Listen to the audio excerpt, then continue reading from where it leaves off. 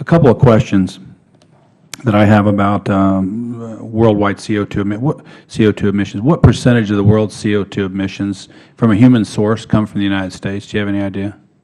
Oh, it's, I'd say approaching 20%. About 20%. We're number 2 after China. Right. Okay. So if we hypothetically eliminated all CO2 emission in the United States, would that have any effect on the world, on the global atmospheric CO2 situation? Well, it certainly would, because I believe it would be in the context of others doing the same. Okay. And you think, what's the likelihood you think that others would do the same as some of the things that are being proposed? Well, I think, I'm cautious about speculating. I think what we need to do is to take care of our business, lower the costs of low carbon technologies, and create industries, hopefully, that can be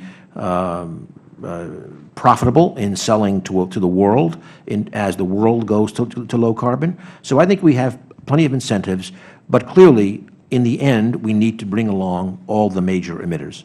Right. And so the question I have, I mean, first of all, I do believe the climate in the world is changing. I'm just very skeptical about the role of human CO2 production in that, based on historical climate change over the course of the history of the world. And so do you think that the United States should economically disadvantage itself with that end goal, when it's pretty clear to me that it's very unlikely the rest of the world will do what you're proposing to do?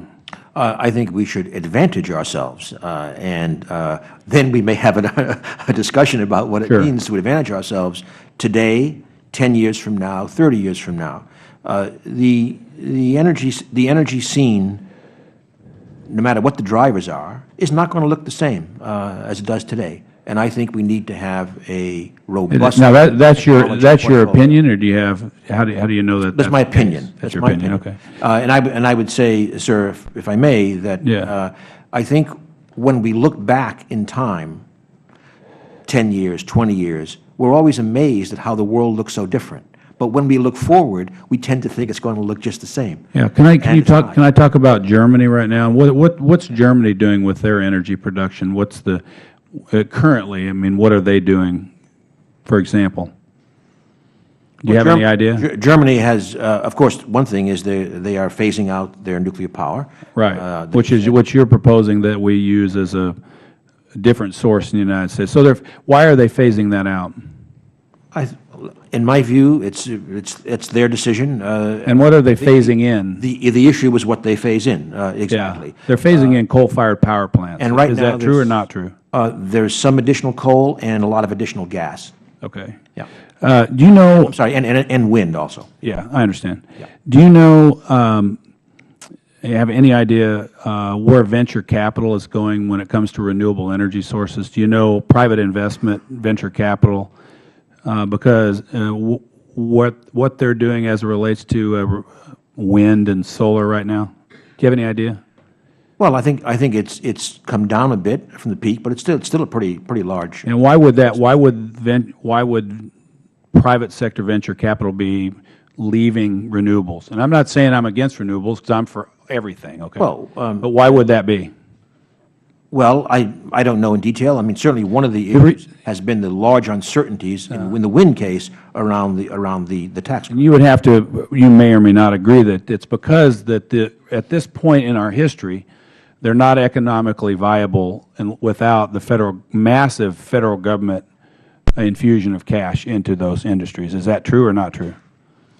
Wind, certainly in many cases, is competitive. In fact, earlier the gentleman from Texas raised an issue.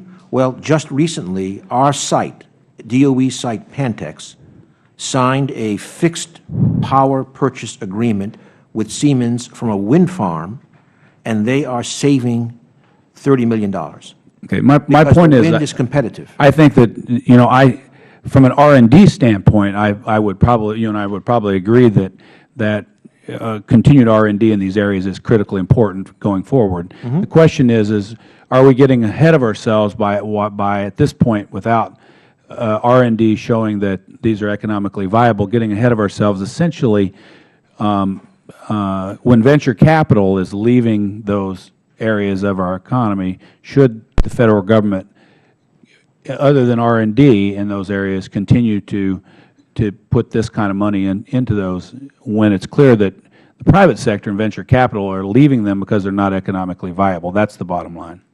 Well, as I've said, we clearly agree on the R&D. But today, costs are dropping, and in many instances are already competitive. That's not a universal statement, but in many instances competitive. That's both wind, the Pantex example is one, and solar, particularly when solar is helping to shave peaks at times of large demand. My time's expired. Thank you very much.